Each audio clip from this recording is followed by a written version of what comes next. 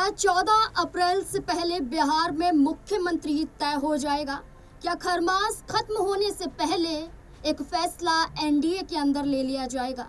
दरअसल बिहार के मुख्यमंत्री नीतीश कुमार तो हैं, लेकिन राज्यसभा चुनाव में उतरने का फैसला नीतीश कुमार का है। इस इच्छा के साथ नीतीश कुमार 20 साल का सफर अब खत्म करने के कगार पर पहुंचने वाले हैं। तो वहीं दूसरी तरफ मंथन शुरू हो चुका है कि आखिरकार मुख्यमंत्री कौन होगा।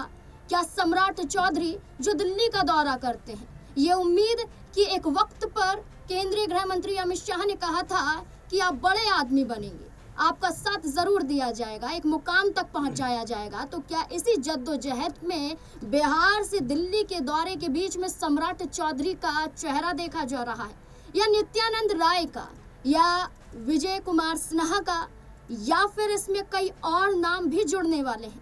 दरअसल जैसे जैसे बिहार में मुख्यमंत्री चेहरे को लेकर मंथन शुरू है, वैसे वैसे कई नाम कई दलों से निकलकर सामने आ रहे हैं। इस बीच में दो और बड़े नाम देखे जा रहे हैं, जो नाम है बिहार के स्पीकर प्रेम कुमार का, और दूसरा नाम है बीजेपी के प्रवक्ता और एक मुस्लिम चेहरे का, शहनवाज हुसैन का। क्या शहनवाज हुसैन बिहार के मुख्यमंत्री बन सकते हैं? क्योंकि 2025 के विधानसभा चुनाव में भी चर्चा थी कि सीएम चेहरा बीजेपी की तरफ से वो बनाए जा सकते हैं, लेकिन नीतीश कुमार पर दांव लगाने के बाद मामला शांत हो जाता है। लेकिन अब नीतीश कुमार का फैसला कुर्सी छोड़ने का क्या शहनवाज हुसैन को एक बड़ा मौका देगा? क्या प्रेम कुमार का भी नंबर लग सकता है? तो इसी से जुड़े हुए तमाम सवाल यहाँ पर खड़े होते हैं, जानने की कोशिश करेंगे उनके जवाब। हमारे साथ हमारे वरिष्ठ सहयोगी अमन सर जुड़ चुके हैं। सर, क्या लगता है बिहार में सम्राट चौधरी एक ऐसा नाम जो आरजेडी से निकलकर बीजेपी की राह पर चला जाता है, इसके बाद नीतीश कुमार को कई मौके पर चुनौतियां देता है, आरजेडी में रहकर विधानसभा का चुनाव जीतता है, बीजेपी में रहकर उप मुख्यमंत्री पद तक पहुंच जाता है, दूसरी बार उप मुख्यमंत्री बनते हैं। क्या मुख्यमंत्री कुर्सी तक सम्राट चौधरी पहुंच पाएंगे? देखिए नाज़मीन, अभी बिहार में अगर कहें तो पूरी धमा चौकड़ी मची हुई है। कौन मुख्यमंत्री बनेगा, कौन नहीं बनेगा, किसके नाम पर मोहर लगेगी, कौन सबसे योग्य, इन तमाम चीज़ों पर चर्चाएं चलती हुई दिखाई पड़ रही हैं। अब ऐसे में कई नाम जो है वो निकल कर सामने आते हैं, और जो जिक्र आपने किया कि क्या यहाँ से शहनवाज हुसैन जो बीजेपी के एक मजबूत लीडर के तौर पर देखे जाते हैं, बिहार से आते हैं, तो क्या उनके नाम पर भी कोई चर्चा चलती हुई दिखाई पड़ सकती है? नाज़मीन, अब बहुत कम उम्मीद इस पर दिखाई पड़ती है, क्योंकि शहनवाज को ऐसा लगता है कि जब से मोदी जो टीम है या मोदी जी के बाद जो पूरी प्रोसेस दिखाई पड़ती है सरकार में आने के बाद, उसके बाद शहनवाज को वो तवज्जो और वो जगह नहीं मिली जो मिलनी चाहिए थी। 2-3 बार के सांसद हैं, मंत्री रह चुके अटल सरकार में, तो जाहिर बात है कि उनका कद यहाँ से बढ़ता हुआ नजर आना चाहिए था। लेकिन जिस तरह से उनके ऊपर फुल स्टॉप लगा है, बहुत कम उम्मीद बनती है कि शहनवाज हुसैन को इस पद के लिए चुना जा सकता है। लेकिन देखिए, राजनीति है, और राजनीति में तमाम सारे फैसले मौके को देख कर लिए जाते हैं। चूंकि अभी राज्यसभा का चुनाव है, तो ऐसे में जो 5 राज्यसभा हैं उनमें 4 पे तो बीजेपी की स्थिति लगभग मजबूत दिखाई पड़ती है, लेकिन एक सीट ऐसी है जहां पर कम से कम 3 उनको विधायक चाहिए। तो ऐसे में क्या वो ओवैसी की पार्टी की तरफ दिमाग लगा सकते हैं, ध्यान लगा सकते हैं, और क्या इसी सहारे शहनवाज का नंबर यहाँ पर आता हुआ दिखाई पड़ सकता है? तो ये कड़ी से कड़ी हम जोड़ के देख तो सकते हैं, लेकिन फिर मैं कहूँगा कि शहनवाज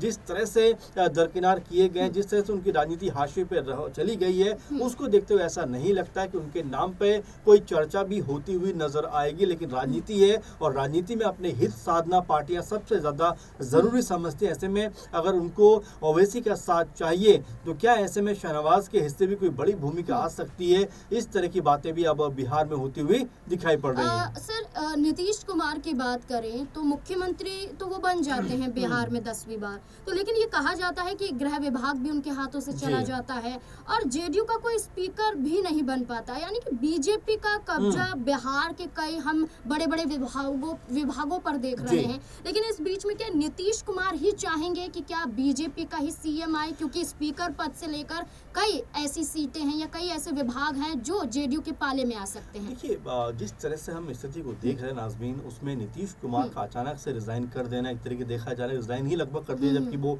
अब राज्यसभा का पर्चा भर चुके हैं। तो ऐसे में सिर्फ औपचारिकता मात्र बची है। तो ऐसे में आप ये मानकर चलिए कि मुख्यमंत्री का जो पद है अब उन्होंने छोड़ने का फैसला कर लिया है। तो ऐसे में कई तरह के सवाल ये भी उठ के सामने आते हैं कि आखिर उनके नाम पर चुनाव लड़ा क्यों गया, उन्हीं को मुख्यमंत्री बनाया क्यों गया। अगर इतना ही बड़ा बदलाव करना था तो क्या इससे पहले कोई बड़ा फैसला जो नीतीश कुमार करते हुए नजर नहीं आ सकते थे? क्या उनके बेटे की जो एंट्री है वो चुनावों के वक्त होती हुई दिखाई नहीं पड़ सकती? तो ये ऐसे सवाल हैं जिनके जवाब अभी तक कोई दे नहीं पा रहा है, या जेडीयू खेमा इस पे खामोश दिखाई पड़ता है। और देखिए, जहां तक नीतीश कुमार की बात है कि भाई वो मुख्यमंत्री नहीं बल्कि राज्यसभा में जाना चाहते हैं, तो जेडीयू के कार्यकर्ता जिस तरीके से सड़कों पर उतरे हैं और जिस तरह की नाराजगी उनकी देखने को मिली है, उससे ये पता चलता है कि ये फैसला जो है पार्टी का नहीं है। इसीलिए तमाम लोग ये बात कहते हुए नजर आते हैं, खासकर जो विरोधी खेमे, विपक्षी खेमे, कि भाई नीतीश कुमार के ऊपर दबाव बनाया गया है, जो प्रेशर पॉलिटिक्स होती है उसका नीतीश कुमार शिकार हुए हैं। आखिर कोई ऐसा व्यक्ति कौन होगा जो मुख्यमंत्री का पद छोड़कर राज्यसभा में जाने का फैसला करता हुआ दिखाई पड़े? तो नीतीश कुमार को लेकर ही अमूमन यहाँ पर तमाम सारी बातें कही जा रही है कि नीतीश कुमार का जो फैसला है ये गले से नीचे नहीं उतर रहा है, क्योंकि नीतीश कुमार ने ऐसे वक्त पर यह फैसला किया है जब अच्छी भली सरकार चल रही थी, कहीं कोई दिक्कत नहीं थी, लेकिन उन्होंने फैसला करके हर किसी को न सिर्फ चौंकाया है बल्कि अपने फैसले पर तमाम सवाल भी खड़े करवा दिए। बिल्कुल। इस बीच में ये भी कहा जा रहा है कि प्रेम कुमार जो 9 बार के विधायक हैं वो स्पीकर बनाए जाते हैं बीजेपी के, लेकिन ये चल रहा है कि स्पीकर पद खाली हो जाए और जेडीयू पार्टी का खेमा इस तरफ पहुंच पाए, इसलिए प्रेम कुमार का नाम भी दिखाई दे रहा है। लेकिन इस बीच में शाहनवाज हुसैन का जिक्र जैसे सर पहले आपने किया, इसके साथ साथ ये भी माना जा रहा है कि 3 बार के सांसद रह चुके हैं शाहनवाज हुसैन। इसके साथ साथ आप ये देखिए कि अटल सरकार में बड़े बड़े मंत्रालय उन्होंने संभाले हैं, उद्योग की बात करें, उड़यन मंत्रालय की बात करें, ये विभाग यहाँ पर शाहनवाज हुसैन ने संभाले हैं, एमएलसी रह चुके हैं। लेकिन नीतीश कुमार ने इस बार शाहनवाज हुसैन को मौका नहीं दिया, या कहें कि बीजेपी ने भी मौका नहीं दिया था, इसलिए ये माना जा रहा है कि ये मौका अच्छा शाहनवाज हुसैन के लिए हो सकता है। क्या लगता है, वाकई हो सकता है? जी, जाहिर बात है, जैसे मैंने आपसे कहा कि देखिए लोकसभा चुनाव में क्या उनको एक सीट पे नहीं उतारा जा सकता था, इसको लेकर तमाम सारे सवाल उठे। विधानसभा चुनावों में क्या उनको जिम्मेदारी नहीं सौंपी जा सकती, इसको लेकर तमाम सारे सवाल उठे। तो ये ऐसी बातें हैं जो लगातार अब उठ के सामने आने की, क्या शाहनवाज हुसैन को बीजेपी जो है अब आगे बढ़ाती हुई दिखाई पड़ सकती है? क्या उनके नाम को अब मजबूत करके ये भी कह सकते हैं, फैसला कर सकते हैं कि भाई देखिए मुस्लिमों से हमारी कोई रंजिश नहीं है, कोई दुश्मनी नहीं है, पॉलिटिकल तौर पर अगर मुस्लिम कोई भी नेता अगर काबिल है तो हम उसको वो पद सौंप सकते हैं? तो क्या बीजेपी अपनी इमेज को भी यहाँ पे क्लीन कर सकती है? अच्छा सर, सम्राट चौधरी का क्या होगा? क्योंकि अगर हम मुकाबला देखें तो सम्राट चौधरी ने इतना कुछ हासिल नहीं किया जितना शाहनवाज हुसैन ने किया। जाहिर बात है, सम्राट चौधरी के ऊपर तो ये भी कहा जाता है कि भाई दूसरी पार्टी में उनके पिता थे, फिर वो भी दूसरी पार्टी में मंत्री रह चुके, उसके बाद वो बीजेपी में शामिल होते। तो एक ये बड़ी प्रॉब्लम है कि वो क्या वाकई में हकदार हैं, क्या वाकई में जो सींचना चाहिए बीजेपी को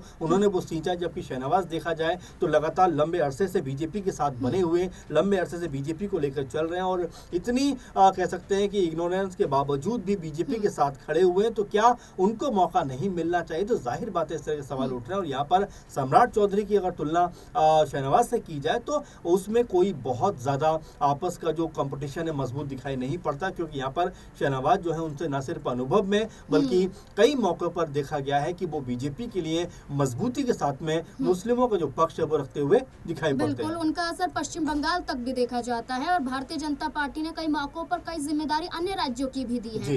इस बीच में देखना होगा कि बिहार के सीएम को लेकर अब क्या होगा, क्योंकि मंथन तो है, लेकिन इस बीच में एक साथ अभी तक नीतीश कुमार और अमित शाह ने मिलकर कोई फैसला नहीं लिया है या कोई मीटिंग नहीं हुई है। लेकिन क्या अब इन नामों के निकलने के बाद कोई बड़ी मीटिंग खरमास से पहले हो सकती है? क्या लगता है आपको? आप भी अपनी राय कमेंट सेक्शन में जरूर दें। देखते रहें SPN9 न्यूज़। धन्यवाद।